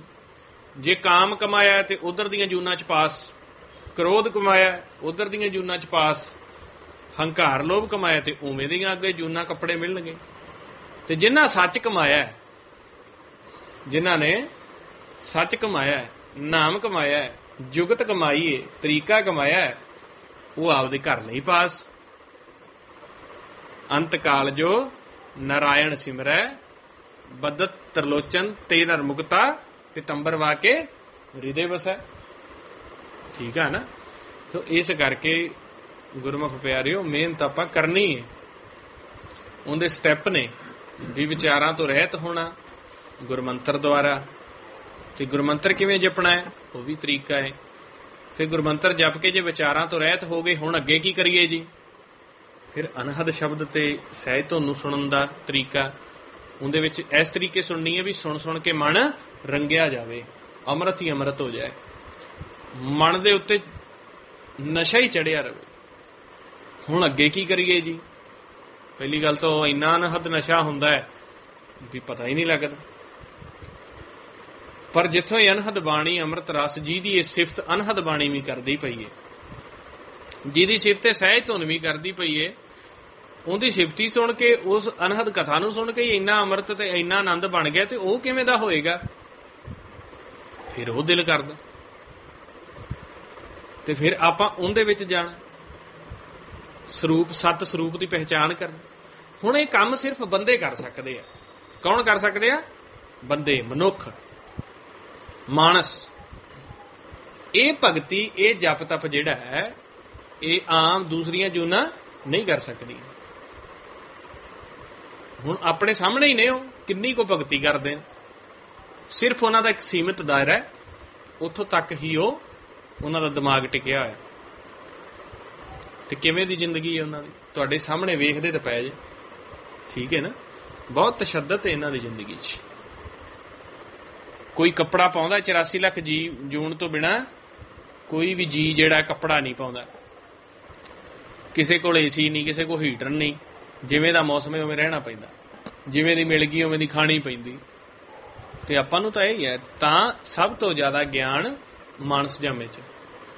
ਇਸ ਗਿਆਨ ਨੂੰ ਤੁਸੀਂ ਲੈ ਕੇ ਅਕਾਲ ਪੁਰਖ ਦੇ ਨਾਲ ਮਿਲਾਪ ਕਰ ਲਓ ਤੇ ਫਿਰ ਠੀਕ ਹੈ। ਨਹੀਂ ਤਾਂ ਮਾਨਸ ਜਾਮੇ ਦੀ ਵੀ ਮਿਆਦ ਇੱਕ ਦਿਨ ਖਤਮ ਹੋਣੀ, ਤੇ ਉਸ ਤੋਂ ਬਾਅਦ ਜੇ ਮਿਲਾਪ ਨਹੀਂ ਤੇ ਕੋਈ ਗੁੰਜਾਇਸ਼ ਹੀ ਨਹੀਂ ਹੈਗੀ ਵੀ ਆਪਾਂ ਸੱਚਖੰਡ ਜਾਵਾਂਗੇ, ਸੱਚ 'ਚ ਜਾਵਾਂਗੇ, ਜਾਂ ਵੀ ਸਾਡੀ ਯਾਤਰਾ ਖਤਮ ਹੋ ਜਾਏਗੀ। ਕਿਉਂਕਿ ਜੇ ਨਿਰਾਕਾਰ ਨੂੰ, ਆਕਾਰਾਂ ਤੋਂ ਰਹਿਤ ਅਵਸਥਾ ਨੂੰ ਮਨ 'ਚ ਵਸਾਇਆ ਹੀ ਨਹੀਂਗਾ, ਆਕਾਰ ਦੇਖ ਦੇਖ ਕੇ ਅਸੀਂ ਆਦੀ ਹੋ ਗਏ ਹਾਂ, ਤੇ ਕਿਤੇ ਨਾ ਕਿਤੇ ਤਾਂ ਫਿਰ ਕਿਸੇ ਨਾ ਕਿਸੇ ਆਕਾਰ ਵਿੱਚ ਜਾਵਾਂਗੇ। ਤੇ ਜਾਵਾਂਗੇ ਤੇ ਫਿਰ ਉਵੇਂ ਜਿਵੇਂ ਅੱਜ ਤੱਕ ਇਸੇ ਖੇਲ 'ਚ ਹੀ ਰਹੇ ਹਾਂ। ਤੇ ਇਹ ਵਿਚਾਰਨ ਦਾ ਮੌਕਾ ਬਈ ਅਸੀਂ ਪਿੱਛੋਂ ਕਿਵੇਂ ਰਹੇ ਹਾਂ ਜਾਂ ਹੁਣ ਕਿਵੇਂ ਆ, ਇਹ ਵੀ ਮਾਨਸ ਜਾਮੇ 'ਚ ਹੀ ਮਿਲਦਾ। ਦੂਜੀ ਜੂਨਾਂ ਵਿਚਾਰ ਵੀ ਨਹੀਂ ਸਕਦੀਆਂ ਵੀ ਪਿੱਛੋਂ ਆਪਾਂ ਕਿਵੇਂ ਆ। ਉਹ ਸਹਿਜ ਸੁਭਾਏ ਆਪਦੇ ਮੋਹ ਦੇ ਵਿੱਚ ਫਸੀਆਂ ਆਪਦਾ ਕੰਮ ਕਰਦੀਆਂ। ਇਸ ਕਰਕੇ ਮਹਾਰਾਜ ਸੱਚੇ ਪਾਤਸ਼ਾਹ ਕਹਿੰਦੇ, ਪੂਰਨ ਪ੍ਰੇਮ ਪ੍ਰਭਾਓ ਬਿਨਾ ਪਤ ਸਿਓ ਕਿਨ ਸ੍ਰੀ ਪਦਮਾਪਤ। ਤੁਸੀਂ ਮਾਨਸ ਜਾਮੇ ਦਾ ਲਾਹਾ ਲਓ, ਅਕਾਲ ਪੁਰਖ ਦੇ ਨਾਲ ਸਿਰਫ ਪੂਰਨ ਪ੍ਰੇਮ ਪਾ ਲਓ। ਪ੍ਰੇਮ ਪਏਗਾ, ਉਹਨਾਂ ਦੀ ਸੇਵਾ ਕਰਕੇ ਸਹਿਜ ਸੁਭਾਏ ਪੈਣਾ ਸ਼ੁਰੂ ਹੋ ਜਾਂਦਾ। ਸੱਚ ਨੂੰ ਦੇਖ ਕੇ, ਸ਼ਬਦ ਨੂੰ ਸੁਣ ਕੇ ਆਪੇ ਪ੍ਰੇਮ ਬਣ ਜਾਂਦਾ ਹੈ, ਸੁਰਤ ਪਲਟ ਜਾਂਦੀ ਆ। ਕਿਉਂਕਿ ਉਹ ਬ੍ਰਹਮ ਤੋਂ ਪਾਰ ਦੀ ਖੇਲ ਏ, ਅਵਸਥਾ ਹੀ ਐਸੀ ਏ ਸੁਣ ਦੀ, ਸ਼ਬਦ ਦੀ, ਉਹ ਸੇਵਾ ਹੀ ਐਸੀ ਹੈ ਵੀ ਕਰ ਕਰਕੇ ਜੀਵ ਆਪੇ ਹੀ ਪਲਟ ਜਾਂਦਾ ਹੈ। ਜਿਵੇਂ ਇੱਕ ਨਸ਼ੇੜੀ ਆ, ਨਸ਼ਾ ਕਰ ਕਰਕੇ ਉਹਦਾ ਸੁਭਾਅ ਪਲਟ ਜਾਂਦਾ ਹੈ ਨਾ। ਭਾਵੇਂ ਕਿੰਨਾ ਮਰਜ਼ੀ ਚੰਗਾ ਹੋਵੇ, ਨਸ਼ੇ ਦੇ ਪਿੱਛੇ ਲੱਗਿਆ ਪਿੱਛੋਂ ਤਾਂ ਉਹਦੀ ਮੱਤ ਖਤਮ ਹੋ ਜਾਂਦੀ। ਕਰੋਧੀ ਬੰਦਾ ਹੈ, ਮਾੜੀ ਸੰਗਤ ਦੇ ਵਿੱਚ ਪੈ ਗਿਆ ਤੇ ਉਹਦੀ ਮੱਤ ਖਤਮ ਹੋ ਜਾਂਦੀ। ਇਸੇ ਤਰੀਕੇ ਇਹ ਜਿਹੜਾ ਨਾਮ ਤੇ ਸੱਚ ਦੀ ਸੇਵਾ ਹੈ ਨਾ, ਇਹ ਤਾਂ ਇੱਕ ਹੀਰੇ ਮੋਤੀ ਮਾਣਕ ਨੇ, ਇਹ ਤਾਂ ਚੰਦਨ ਹੈ। ਇਹਨੂੰ ਕਰ ਕਰਕੇ ਤਾਂ ਮੱਤ ਦੇ ਵਿੱਚ ਆਪੇ ਹੀ ਪ੍ਰਕਾਸ਼ ਹੋ ਜਾਂਦਾ ਆਪਣੇ ਆਪ। ਦੇਖੋ ਇੰਨਾ ਸੌਖਾ ਹੈ। ਤੁਸੀਂ ਨੀਚਾ ਰੱਖ ਕੇ, ਪ੍ਰੇਮ ਰੱਖ ਕੇ, ਤਾਂ ਹੀ ਤੁਹਾਨੂੰ ਰੋਜ਼ ਦਾ ਰੋਜ਼ ਕਥਾ ਸੁਣਾਉਂਦੇ ਆ। ਤੇ ਮੈਂ ਵਾਰ-ਵਾਰ ਕਹਿਣਾ ਵੀ ਜਿਹੜੇ ਗੁਰਮੁਖ ਦੇ ਤਾਂ ਵਿਚਾਰ ਰੁਕ ਗਏ ਨੇ ਹਜੇ ਜਿਗਿਆਸਾ ਦੇ ਵਿੱਚ, ਉਹ 1 ਘੰਟਾ ਦਾ ਕਥਾ ਰੋਜ਼ ਸੁਣੇ। ਕਥਾ ਦੇ ਵਿੱਚ ਅਸੀਂ ਸੱਚ ਨਾਮ ਦੀ ਸਿਫਤ ਸੁਣਦੇ ਆ ਤੇ ਫਿਰ ਆਪੇ ਦਿਲ ਉੱਥੇ ਮੋਟੀਵੇਟ ਹੋ ਕੇ ਕਰਦਾ, ਸੱਚ ਨਾਮ ਦੀ ਸੇਵਾ ਕਰਦੇ ਆ। ਕਰ ਕਰਕੇ ਇਹਦੀ ਕੋਈ ਲਿਮਟ ਆ, ਜਿੰਨੀ ਕਰੋਗੇ ਉਨੀ ਸਫਾਈ, ਉਨੇ ਸਾਫ਼। ਤੇ ਜਿਹੜੇ ਗੁਰਮੁਖ ਦੇ ਅਜੇ ਵਿਚਾਰ ਨਹੀਂ ਰੁਕੇ ਜਾਂ ਅਜੇ ਮਨ ਨਹੀਂ ਬਣਿਆ, ਉਹ ਤਾਂ 2 ਘੰਟੇ ਰੋਜ਼ ਕਥਾ ਸੁਣੇ। ਇਹ ਕਥਾ ਸੁਣਨਾ ਵੀ ਇੱਕ ਭਗਤੀ ਹੈ। ਪਹਿਲੋਂ ਅਸੀਂ ਗਿਆਨ ਦੇ ਲਈ ਕਥਾ ਸੁਣਦੇ ਹਾਂ ਵੀ ਗਿਆਨ ਹੋਵੇ, ਸਾਨੂੰ ਪਤਾ ਲੱਗੇ, ਤੇ ਜਦੋਂ ਪ੍ਰਾਪਤੀ ਹੋ ਜਾਂਦੀ ਉਸ ਤੋਂ ਬਾਅਦ ਵੀ ਅਸੀਂ ਕਥਾ ਸੁਣਨੀ ਹੈ। ਪਰ ਉਹ ਇਸ ਕਰਕੇ ਸੁਣਦੇ ਹਾਂ ਮਾਲਕ ਦੀ ਸਿਫਤ ਲਈ, ਮਾਲਕ ਦੇ ਨਾਲ ਪਿਆਰ ਵਧੇ। ਪਹਿਲੋਂ ਅਸੀਂ ਮਿਲਾਪ ਕਰਨ ਦੇ ਲਈ ਵਿਰਾਗ ਵਿੱਚ ਆ ਕੇ ਸਿਮਰਨ ਕਰਦੇ ਹਾਂ, ਪਰ ਅਸੀਂ ਉਸ ਤੋਂ ਬਾਅਦ ਜਿਹੜਾ ਮਿਲਾਪ ਤੋਂ ਬਾਅਦ ਵੀ ਥੋੜਾ ਸਿਮਰਨ ਕਰਦੇ ਹਾਂ ਸਹਿਜ ਵਿੱਚ। ਉਹ ਇਸ ਕਰਕੇ ਕਹਿੰਦੇ ਆ ਵੀ ਇੰਨਾ ਵਸ ਗਿਆ, ਹੋਰ ਵਸ ਜਾ। ਅਸੀਂ ਉਹਨੂੰ ਨਾ ਭੁੱਲਦੇ ਹੀ ਨਹੀਂ ਗਏ, ਸਾਰਾ ਦਿਨ ਆਪਣੇ ਆਪ ਹੀ ਵਾਹਿਗੁਰੂ ਵਾਹਿਗੁਰੂ ਚੱਲੀ ਜਾਂਦਾ। ਫਿਰ ਉਹਦੇ ਪਿਆਰ ਚ ਆ ਕੇ ਕਰਨੇ ਆ। ਸੇਵਾ ਦਾ ਫਰਕ ਹੈ। ਜਿੰਨੀ ਦੇਰ ਤੱਕ ਮਿਲਾਪ ਨਹੀਂ ਹੁੰਦਾ ਉਨੀ ਦੇਰ ਤੱਕ ਸਹਿਜ ਸੇਵਾ ਦਾ ਲਹਿਜਾ ਕੁਛ ਅਲੱਗ ਹੁੰਦਾ। ਜਦੋਂ ਮਿਲਾਪ ਹੋ ਜਾਂਦਾ ਸੇਵਾ ਉਦੋਂ ਵੀ ਕਰਦੇ ਰਹਿੰਦੇ ਆ, ਸ਼ਬਦ ਵੀ ਜਪਨੇ ਆ, ਨਾਮ ਵੀ ਸੁਣਨੇ ਆ, ਸੱਚ ਦੀ ਸੇਵਾ ਵੀ ਕਰਨੇ ਆ, ਪਰ ਉਦੋਂ ਲਹਿਜਾ ਅਲੱਗ ਹੋ ਜਾਂਦਾ ਹੈ ਵੀ ਹੋਰ ਵਸੇ। ਵਸ ਮੇਰੇ ਪਿਆਰਿਆ, ਵਸ ਮੇਰੇ ਗੋਬਿੰਦਾ, ਤੂੰ ਮੇਰੇ ਅੰਦਰ ਵਸ ਜਾ। ਜਿੰਨਾ ਵੀ ਹੋ ਸਕਦਾ ਹੈ ਓਨਾ ਹੀ ਵਸ। ਮਹਾਰਾਜ ਕਹਿੰਦੇ ਵਸ ਮੇਰੇ ਪਿਆਰਿਆ, ਵਸ ਮੇਰੇ ਗੋਬਿੰਦਾ, ਹਰ ਹਰ ਕਰ ਕਿਰਪਾ ਮਨ ਵਸ ਜਿਓ। ਕਿਵੇਂ? ਫਿਰ ਕਹਿੰਦੇ ਜੇ ਵਸੂਗਾ ਤੇ ਹੋਰ ਕੀ ਹੋਊਗਾ? ਕਹਿੰਦੇ ਮਨ ਚਿੰਦਿਆੜਾ ਫਲ ਪਾਇਆ ਮੇਰੇ ਗੋਬਿੰਦਾ, ਗੁਰ ਪੂਰਾ ਵੇਖ ਵਿਗਸ ਜੀ। ਫਿਰ ਜਦੋਂ ਆਪਾਂ ਸੱਚ ਦੀ ਸੇਵਾ ਕਰਦੇ ਆਂ, ਨਾਮ ਨੂੰ ਸੁਣਦੇ ਆਂ, ਫਿਰ ਜਿੰਨੇ ਵੀ ਮਨ ਦੇ ਵਿੱਚ ਚਾਹਨਾ ਹੁੰਦੀਆਂ ਨੇ, ਮਨ ਦੇ ਫਲ ਆਪਾਂ ਚਾਹੁੰਦੇ ਆ, ਉਹ ਸਾਰੇ ਆਪਣੇ ਆਪ ਮਿਲ ਜਾਂਦੇ ਨੇ। ਕਿਉਂਕਿ ਸੱਚ ਜਿਹੜਾ ਹੈ ਇਹ ਸਭ ਤੋਂ ਵੱਡਾ ਰਤਨ ਹੈ। ਸਾਰੇ ਫਲ ਸਾਨੂੰ ਸਹਿਜ ਸੁਭਾਅ ਪ੍ਰਾਪਤ ਹੁੰਦੇ ਨੇ। ਕਈ ਗੁਰਮੁਖ ਕਹਿੰਦੇ ਨੇ ਗੁਰਮੁਖੋ ਸਾਡਾ ਕੰਮ ਨਹੀਂ ਬਣਦਾ, ਸਾਨੂੰ ਨੌਕਰੀ ਨਹੀਂ ਮਿਲਦੀ, ਅਸੀਂ ਵਿਹਲੇ ਫਿਰਨੇ, ਬਹੁਤ ਟੱਕਰਾਂ ਮਾਰ ਲਈਆਂ। ਤੇ ਫਿਰ ਉਹਨਾਂ ਨੂੰ ਕਹੀਦਾ ਵੀ ਗੁਰਮੁਖੋ ਜਦੋਂ ਕੋਈ ਕੰਮ ਨਹੀਂ ਬਣਦਾ, ਨੌਕਰੀ ਨਹੀਂ ਮਿਲਦੀ, ਤੇ ਘੱਟੋ ਘੱਟ ਤੁਸੀਂ ਬਹਿ ਕੇ ਭਗਤੀ ਤੇ ਕਰ ਲਓ। ਵਿਚਾਰ ਲਵੋਗੇ ਤੇ ਵਿਚਾਰ ਹੋਰ ਵਧਣਗੇ। ਕਈ ਗੁਰਮੁਖ ਕਹਿੰਦੇ ਵੀ ਸਾਡੇ ਤੇ ਬਹੁਤ ਪਰਿਵਾਰਕ ਸੰਕਟ ਆ ਗਏ, ਸਾਡੇ ਦੇ ਵਿੱਚ ਬਿਪਤਾ ਪੈ ਗਈ ਹੈ, ਕਿਸੇ ਦੀ ਮੌਤ ਹੋ ਗਈ ਹੈ, ਕੋਈ ਘਾਟਾ ਪੈ ਗਿਆ, ਤੇ ਫਿਰ ਉਹ ਘਾਟਾ ਗਾਈ ਜਾਓਗੇ। ਤੇ ਮਹਾਰਾਜ ਦੀ ਤੁਸੀਂ ਰੋਜ਼ ਤਾਂ ਬਾਣੀ ਪੜ੍ਹਦੇ ਪਏ ਜੇ ਬਈ ਚੁੱਪਿਆਂ ਚੁੱਪ ਨਾ ਹੋ ਗਈ। ਹਾਂਜੀ ਹਾਂਜੀ, ਆਪਾਂ ਰੋਜ਼ ਪੜ੍ਹਦੇ ਆ ਨਾ ਗੁਰਬਾਣੀ ਦੇ ਵਿੱਚ, ਜਪਜੀ ਸਾਹਿਬ ਦੇ ਵਿੱਚ, ਚੁੱਪੈ ਚੁੱਪ ਨਾ ਹੋ ਗਈ ਜੇ ਲਾਇ ਰਹਾ ਲਿਵਤਾਰ। ਜੇ ਵਿਚਾਰਾਂ ਨੂੰ ਲੈ ਕੇ ਆਪਾਂ ਸੋਚੀਏ ਵੀ ਵਿਚਾਰ ਬੰਦ ਹੋ ਜਾਣ ਤੇ ਨਹੀਂ ਹੋਣੇ, ਹੋਰ ਵੱਧ ਜਾਣਗੇ। ਭੁੱਖਿਆਂ ਭੁੱਖ ਨਾ ਉਤਰੀ ਜੇ ਬੰਨਾ ਪੁਰੀਆ ਪਾ। ਮਨ ਭੁੱਖਾ ਹੈ, ਉਹਨੂੰ ਅੰਮ੍ਰਿਤ ਰਸ ਦਿੰਦੇ ਨਹੀਂ ਪਏ। ਤੇ ਸੰਸਾਰ ਦੀਆਂ ਭੁੱਖਾਂ ਨੂੰ ਪੂਰਨ ਕਰਕੇ ਆਖੋ ਵੀ ਮਨ ਸੈੱਟ ਹੋ ਜਾਏ, ਵੀ ਸੰਸਾਰ ਦੀਆਂ ਅਵਸਥਾ ਕਹੋਗੇ ਤੇ ਨਹੀਂ ਹੋਣਾ। ਸਹਿਜ ਸਿਆਣਪ ਲੱਖ ਹੋਏ ਤਾਂ ਇੱਕ ਨਾ ਚੱਲੇ ਨਾਲ। ਜਿੰਨੀ ਮਰਜ਼ੀ ਆਪ ਦੀ ਸਿਆਣਪ ਲਾਈ ਜਾਓ, ਜੇ ਕੰਮ ਨਹੀਂ ਆਉਂਦਾ, ਬਿਪਤਾ ਨਹੀਂ ਟੁੱਟਦੀ, ਤੇ ਫਿਰ ਘੱਟੋ ਘੱਟ ਭਗਤੀ ਤਾਂ ਕਰੋ ਨਾ। ਜਦੋਂ ਭਗਤੀ ਕਰੋਗੇ, ਭਗਤੀ ਦੀ ਪਾਵਰ ਅੰਦਰੋਂ ਵਧੇਗੀ, ਤੇ ਜਦੋਂ ਮਨ ਦੇ ਵਿੱਚ ਨਾਮ ਤੇ ਸੱਚ ਵਸੇਗਾ ਤੇ ਸਾਰੇ ਹੀ ਕਾਰਜ ਜਿਹੜੇ ਕਰਮਾਂ ਦੇ ਨੇ ਉਹ ਰਾਸ ਹੋ ਜਾਂਦੇ ਨੇ। ਕਿਉਂਕਿ ਸੱਚਾ ਆ ਗਿਆ ਉਸ ਸੇਜ ਦੇ ਉੱਤੇ। ਤੇ ਜੇਕਰ ਮਾਲਕ ਮਨ ਦੇ ਵਿੱਚ ਨਹੀਂ ਵਸਿਆ ਤੇ ਉਵੇਂ ਵਿਚਾਰ ਲਈ ਜਾ ਰਹੇ, ਤੇ ਫਿਰ ਉਸ ਚੀਜ਼ ਦਾ ਨੁਕਸਾਨ ਹੋ ਸਕਦਾ ਹੈ, ਉਹਦੇ ਤੋਂ ਫਲ ਕੋਈ ਨਹੀਂ ਮਿਲਣਾ। ਮਹਾਰਾਜ ਕਹਿੰਦੇ ਨੇ ਨਾ, ਜਾ ਕੋ ਮੁਸ਼ਕਲ ਅਤ ਬਣੇ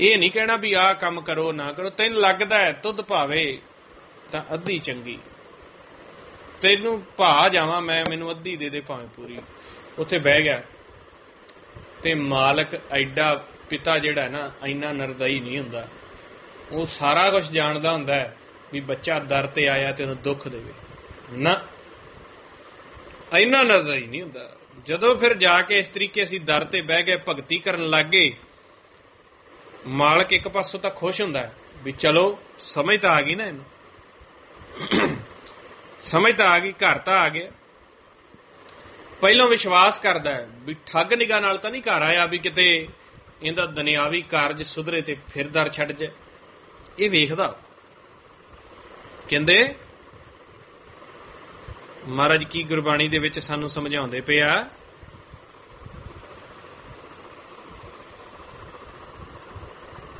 ਕਹਿੰਦੇ ਦੀਨ ਦਿਆਲ ਦਇਆ ਨਿਧ, ਦੋਖਨ ਦੇਖਤ ਹੈ ਪਰ ਦੇਤ ਨਾ ਹਾਰੈ। ਫਿਰ ਉਹ ਚੈੱਕ ਕਰਦਾ, ਦੁੱਖ ਦੇ ਦਿੰਦਾ ਹੈ, ਉਧਰੋਂ ਹਾਰਨ ਵੀ ਨਹੀਂ ਦਿੰਦਾ। ਸਾਡੀ ਨਿਗਾਹ, ਸਾਡੀ ਦ੍ਰਿਸ਼ਟੀ, ਸਾਡਾ ਗਿਆਨ ਸੁਰਤ ਚੈੱਕ ਕਰਦਾ ਹੈ ਵੀ ਕਿਤੇ ਠੱਗ ਦ੍ਰਿਸ਼ਟ ਬੱਗਾ ਲਿਵ ਲੱਗਾ, ਬਗਲਾ ਬਣ ਕੇ ਤਾਂ ਨਹੀਂ ਆਇਆ ਬੈਠਾ ਵੀ ਕੱਲਾ ਕਿਤੇ। ਉਹ ਮੈਂ ਕੱਲ ਵੀ ਜਿਵੇਂ ਆਪਾਂ ਗੱਲ ਕੀਤੀ ਸੀ ਨਾ, ਦੁੱਧ ਦਾ ਉਬਾਲਾ ਜਿਹਾ ਆਇਆ, ਉਦੋਂ ਤਾਂ ਅਸੀਂ ਠੀਕ ਹੈ ਜੀ ਭਗਤੀ ਕਰਾਂਗੇ। ਜਦੋਂ ਕਰਮਾਂ 'ਚ ਸੁਧਾਰ ਆ ਗਿਆ, 4 ਪੈਸੇ ਆ ਗਏ, 2 ਬੰਦੇ ਬੁਲਾਉਣ ਲੱਗ ਗਏ, ਤੇ ਫਿਰ ਹਾਂ ਅਭਿਆਸ ਘਟ ਗਿਆ ਜੀ, ਅਭਿਆਸ ਘਟਾਇਆ ਮਾਇਆ ਦੇ ਪਿਆਰ ਨੇ, ਠੀਕ ਹੈ। ਪਰ ਨਹੀਂ, ਕੀ ਕਹਿੰਦੇ, ਦੀਨ ਦਿਆਲ ਦਇਆ ਨਿਧ, ਦੋਖਨ ਦੇਖਤ ਹੈ ਪਰ ਦੇਤ ਨਾ ਹਾਰੇ। ਦੁੱਖ ਦੇ ਕੇ ਦੇਖ ਲੈਂਦਾ ਪਰ ਹਾਰਨ ਵੀ ਨਹੀਂ ਦਿੰਦਾ। ਫਿਰ ਜਦੋਂ ਗੁਰਮੁਖ ਕਹਿੰਦਾ ਨਹੀਂ, ਜਦੋਂ ਪਤਾ ਹੀ ਲੱਗ ਗਿਆ ਮਹਾਰਾਜ ਜੀ ਵੀ ਜੇ ਅੱਜ ਇਹ ਵੱਧ ਵੀ ਗਈ ਹੈ ਤੇ ਫਿਰ ਘਟ ਜਾਏਗੀ, ਇਹਦੇ ਸਵਰਨ ਨਾਲ ਮੈਂ ਨਹੀਂ ਸਵਰ ਸਕਦਾ, ਮੈਨੂੰ ਇਹ ਵਿਸ਼ਵਾਸ ਆ ਗਿਆ। ਮਾਇਆ ਮੇਰੇ ਕਰਮਾਂ ਵਿੱਚ ਆ ਕੇ ਜਿੰਨਾ ਮਰਜ਼ੀ ਸਵਰ ਜਾਵੇ, ਪਰ 500 ਆਵਾਂਗੇ, 500 ਆ ਜਾਏ, 1000 ਆ ਜਾਏ, ਲੱਖ ਆ ਜਾਏ, ਮਹਾਰਾਜ ਜੀ ਮਨ ਤਾਂ ਉਵੇਂ ਹੀ ਰਹਿਣਾ ਨਾ। ਇਹ ਵੇਖ ਲਿਆ ਮੈਂ, ਤੇ ਸ਼ੁਕਰ ਏ ਵੀ ਇਧਰੋਂ ਦੁੱਖ ਲੱਗਾ ਤੇ ਤੇਰਾ ਦਰ ਤਾਂ ਲੱਭ ਗਿਆ। ਕਹਿੰਦੇ ਦੁੱਖ ਦਾਰੂ ਸੁਖ ਰੋਗ ਪਿਆ, ਜਾ ਸੁਖ ਤਾਮ ਨਾ ਹੋਈ। ਮਾਇਆ ਦੇ ਦੁੱਖ ਕੀਤੇ, ਉਹ ਤਾਂ ਫਿਰ ਮਾਇਆ ਨੂੰ ਨਮਸਕਾਰ ਕਰ ਦਿੰਦੇ ਨੇ ਵੀ ਤੂੰ ਦੁੱਖ ਹੀ ਤਾਂ ਦਿੱਤਾ ਹੈ, ਅਸੀਂ ਮਾਲਕ ਨਾਲ ਲਿਵ ਜੋੜ ਕੇ ਉਹ ਬਹਿ ਜਾਂਦੇ ਆ। ਇਸ ਕਰਕੇ ਗੁਰਮੁਖ ਪਿਆਰਿਓ, ਜਦੋਂ ਦੁਨਿਆਵੀ ਕਾਰਜ ਨਹੀਂ ਨਾ ਬਣਦੇ, ਹੋਰ ਨਹੀਂ ਬਣਦੇ, ਇਹਨਾਂ ਦਾ ਪੈੜਾ ਛੱਡ ਦਿਓ, ਬਣ ਨਾ ਬਣਨ, ਕਿਉਂਕਿ ਅਸੀਂ ਪ੍ਰਾਹੁਣੇ ਆ, ਜਾਣਾ ਤਾਂ ਹੈ ਹੀ। ਜੇ ਬਣ ਵੀ ਜਾਣਗੇ ਤੇ ਫਿਰ ਕਿਹੜਾ ਇਹਨਾਂ ਨੂੰ ਨਹੀਂ ਛੱਡਣਾ, ਇੱਕ ਦਿਨ ਤਾਂ ਛੱਡਣਾ ਹੀ ਹੈ ਨਾ। ਬਣਿਆਂ ਨੂੰ ਛੱਡ ਦਿਓ ਜਾਂ ਉਜੜਿਆਂ ਨੂੰ ਛੱਡ ਦਿਓ, ਛੱਡ ਕੇ ਤਾਂ ਜਾਣਾ ਹੀ ਹੈ, ਸਾਡੇ ਨਹੀਂ ਹੈਗੇ। ਤੇ ਜਦੋਂ ਛੱਡ ਕੇ ਪਿੱਛੋਂ ਖੇਲ ਬਦਲ ਜਾਣਾ। ਇਸ ਕਰਕੇ ਮਹਾਰਾਜ ਤੋਂ ਤੁਸੀਂ ਨਿਸ਼ਕਾਮ ਹੋ ਕੇ ਉਹਨਾਂ ਦੀ ਭਗਤੀ ਕਰੋ। ਜਦੋਂ ਕੰਮ ਨਹੀਂ ਬਣਦਾ ਕੋਈ ਗੱਲ ਨਹੀਂ, ਜਦੋਂ ਉਹਦੇ ਦਰ ਤੇ ਬਹਿ ਜਾਗੇ ਆਪੇ ਬਣਾਏਗਾ। ਨਿਸ਼ਕਾਮ ਹੋ ਜਾਓ, ਫਿਰ ਫੁਰਨਾ ਹੀ ਡੈਡ ਕਰ ਦਿਓ।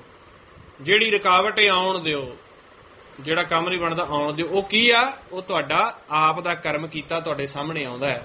ਇਹ ਰੁਕਾਵਟਾਂ ਮਾਲਕ ਉਹ ਪਾਉਂਦਾ ਜਿਹੜੀਆਂ ਰੁਕਾਵਟਾਂ ਕਰਕੇ ਆਪਾਂ ਪਿੱਛੇ ਹਾਰਨੇ ਆਏ ਆ, ਇਹਨਾਂ ਰੁਕਾਵਟਾਂ ਕਰਕੇ ਹਾਰਦੇ ਆਏ ਆ। ਜਿਵੇਂ ਕੋਈ ਜਿਹੜਾ ਦੌੜ ਲਵਾਉਂਦੇ ਨੇ ਨਾ ਫੌਜ ਤੇ, ਉਹ ਜਿਹੜੇ ਅੱਗੇ ਰੁਕਾਵਟਾਂ ਸੱਟਦੇ ਆ, ਕਿਤੇ ਟਾਇਰ ਬਣਾ ਦਿੰਦੇ ਨੇ, ਕਿਤੇ ਕੰਧਾਂ ਬਣਾ ਦਿੰਦੇ ਆ, ਕਿਤੇ ਰੱਸਾ ਚੜਾ ਦਿੰਦੇ ਆ। ਹੁਣ ਜਿਹੜੀਆਂ ਤਾਂ ਉਹ ਪਾਰ ਕਰ ਗਿਆ ਉਹ ਠੀਕ ਹੈ, ਜਦੋਂ ਦੁਬਾਰਾ ਦੌੜ ਲਵਾਉਂਦੇ ਨੇ ਉਹੀ ਚੀਜ਼ਾਂ ਫਿਰ ਅੱਗੇ ਖੜੀਆਂ ਹੁੰਦੀਆਂ ਨੇ, ਕਰ ਪਾਰ। ਇਹ ਤਰੀਕੇ 4 ਯੁਗਾਂ ਕਾ 4 ਯੁਗਾਂ ਕਾ ਹੁਣ ਨਿਬੇੜਾ। ਹੁਣ 4 ਯੁਗਾਂ ਦਾ ਨਿਬੇੜਾ ਹੋਣ ਲੱਗਾ ਜੇ। ਕੀ ਨਿਬੇੜਾ? ਤੁਹਾਡੇ ਕਰਮ ਉਹੀ ਦਿੱਤੇ ਨੇ ਜਿਨ੍ਹਾਂ 'ਚ ਤੁਸੀਂ ਹਾਰਦੇ ਆਏ ਜੇ, ਤਾਂ ਦਿੱਤੇ ਤੁਹਾਨੂੰ ਵੀ ਹਾਰਿਆ ਹੈ। ਜਿੱਤ ਕਿਵੇਂ? ਸਿਰਫ ਨਾਮ ਸੱਚ ਵਿੱਚ ਧਿਆਨ ਰੱਖ, ਕਰਮ ਦਾ ਜੇ ਜਾਂ ਮਰਜ਼ੀ ਆ ਜੇ ਜਿੱਤ ਜਾਏਗਾ। ਮਾਲਕ ਦੇ ਉੱਤੇ ਹੁਕਮ 'ਚ ਆ ਜਾ, ਮਾਲਕ ਦੇ ਉੱਤੇ ਧਿਆਨ ਧਰ ਕੇ ਜ਼ਿੰਦਗੀ ਕੱਢ ਦੇ, ਮਾਲਕ ਤੋਂ ਹੁਕਮ ਲੈ ਕੇ ਕੱਢ ਦੇ।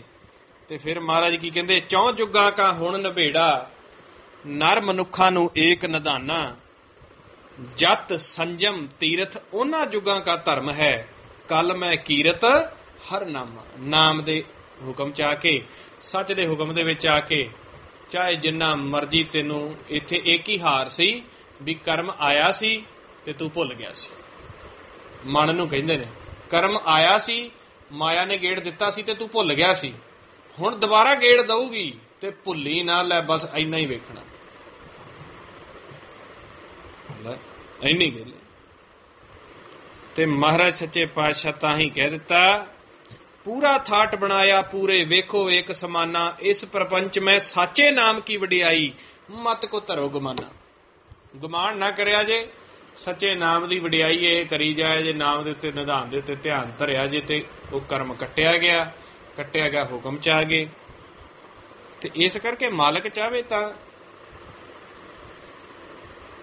ਇੱਕ ਖਿੰਨ ਦੇ ਵਿੱਚ ਕੀ ਨਹੀਂ ਕਰ ਸਕਦਾ, ਪਰ ਉਹ ਨਹੀਂ ਕਰਦਾ ਕਿਉਂਕਿ ਉਹ ਸਾਨੂੰ ਜਿਤਾਣਾ ਚਾਹੁੰਦਾ ਹੈ ਵੀ ਇਹ ਕਿਸੇ ਤਰੀਕੇ ਹੁਕਮ ਚ ਆ ਜਾਣ। ਅਸੀਂ ਤਾਂ ਉਹਨੂੰ ਗੱਲਾਂ ਮਾਰ ਕੇ ਅਰਦਾਸਾਂ ਕਰਕੇ ਜਾਂ ਆਪਦੀਆਂ ਚਲਾਕੀਆਂ ਚੁਸਤੀਆਂ ਦੇ ਨਾਲ ਠੱਗਣਾ ਚਾਹੁੰਦੇ ਆ। ਆਹ ਕਥਾ ਸੁਣ ਕੇ ਇੱਕ ਵਾਰੀ ਕਹਿੰਦੇ ਜੀ ਮਨ ਬਹੁਤ ਪੋਜ਼ਿਟਿਵ ਹੋ ਗਿਆ। ਅੱਛਾ 7 ਦਿਨਾਂ ਬਾਅਦ ਫਿਰ ਉਹ ਜੇ ਠੱਗ ਦ੍ਰਿਸ਼ਟੀ ਵਾਲੇ। ਚਲੋ ਜੀ ਜੇ ਜਾਣਨ ਵਾਲਾ ਦੇਵੇ ਨਾ, ਨਹੀਂ ਦਿੰਦਾ ਤੇ ਫਿਰ ਉਹਦੇ ਵਿੱਚ ਮਹਾਰਾਜ ਕਹਿੰਦੇ ਪਿਆ ਗੁਰਬਾਣੀ ਵਿੱਚ, ਸਮਝੋ ਨਾ ਉਹਨਾਂ ਗੱਲਾਂ ਨੂੰ। ਜਦੋਂ ਉਹਦੇ ਅੱਗੇ ਜ਼ੋਰ ਹੀ ਨਹੀਂ ਹੈਗਾ ਤੇ ਝੁਕ ਜਾਓ। ਜਦੋਂ ਉਹਦੇ ਅੱਗੇ ਜ਼ੋਰ ਨਹੀਂ, ਉਹਦੇ ਅੱਗੇ ਸਾਡੀ ਚੱਲਦੀ ਨਹੀਂ ਤੇ ਝੁਕ ਜਾਓ। ਜੇ ਅੜੀ ਲਾਓਗੇ ਤੇ ਫਿਰ ਵੀ ਨੁਕਸਾਨ ਆ। ਉਹਦੇ ਹੁਕਮ ਦੇ ਵਿੱਚ ਆ ਜਾਓ, ਉਹਦੇ ਸ਼ਰਨ ਵਿੱਚ ਆ ਕੇ ਉਹਦੀ ਸੇਵਾ ਕਰੋ ਤੇ ਤੁਹਾਨੂੰ ਫਿਰ ਪਤਾ ਲੱਗੇਗਾ ਇਹ ਤਾਂ ਖੇਲ ਹੀ ਸਾਡਾ ਨਹੀਂ ਸੀ। ਇਹ 5 ਜਿਹੜੇ ਨੇ ਐਸਾ ਉਲਝਾਉਂਦੇ ਨੇ, ਮੈਂ ਤਾਂ ਹੈਗਾ ਹੀ ਰਾਜਾ। ਇਹ 5 ਸਾਡੇ ਅੰਦਰ ਤਪਸ਼, ਮਾਲਕ ਦੇ ਪ੍ਰਤੀ ਵਲਵਲੇ, ਮਾਲਕ ਦੇ ਪ੍ਰਤੀ ਵਿਛੋੜੇ ਦੇ ਵਿਚਾਰ ਪੈਦਾ ਕਰ ਦਿੰਦੇ ਨੇ।